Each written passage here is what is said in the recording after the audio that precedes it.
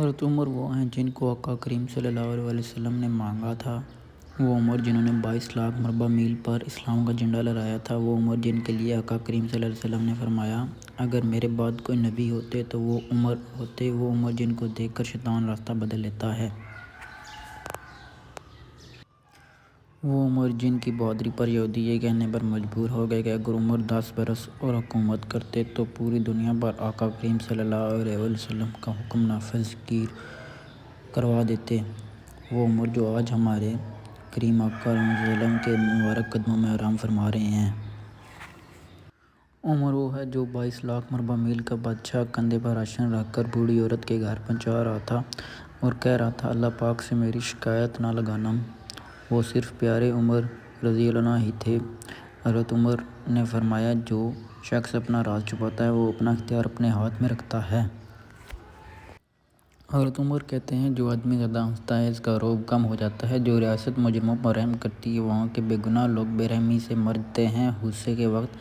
انسان کے اخلاق کا صحیح پتہ چلتا ہے، محمد صلی اللہ علیہ وآلہ وسلم کے صحابی کا وہ شانہ یاد آتا ہے بدل کے، حضرت عمر کا بھیس بدل کر گلیوں میں جانا یاد آتا ہے، اس دور کی مائیں جب آٹے کو ترستی ہیں عمر رضی اللہ عنہ تیری خلافت کا زمانہ یاد آتا ہے، خدا سے اس کے وہی بندے ڈرتے ہیں جو اس کی عظمت کا علم رکھتے ہیں، اچھے لوگوں کو آزمانے کی کوشش نہ کرنا کیونکہ اچھے لوگوں کی مثال ہیرے کی طرح ہوتی ہے، جب تم انہیں ٹھوکر مار دو گے تو وہ ٹوٹیں گے تو نہیں مگر ہوگا یہ کہ وہ تمہاری زندگی سے پھسل کر کہیں دور بہت دور چلے جائیں گے، کم کھانے میں صحت ہے اور اس کے علاوہ کم بولنے میں سمجھداری ہے اور اس کے علاوہ کم سونے میں عبادت ہے، مجھے اس دن سے خوف آتا ہے کہ جب کفار اپنے باطل پر ہونے میں فخر محسوس کرنے لگیں اور مسلمان اپنے ایمان پر شرم محسوس کرنے لگیں گے، توبہ کرنے والوں کے ساتھ بیٹھا کرو کیونکہ وہ سب سے زیادہ اچھے انسان وہی ہیں جو توبہ کرتے رہتے ہیں۔ رعایا حکمرانوں کے نقش قدم پر چلتی ہے، جس کی پرہیزگاری کم ہو جاتی ہے اس کا دل مردہ ہو جاتا ہے،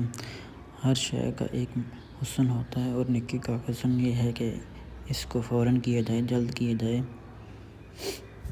اگر ہم حضرت عمر کی تعلیمات پر عمل کریں تو ہمارا بیڑا پار ہو جائے گا۔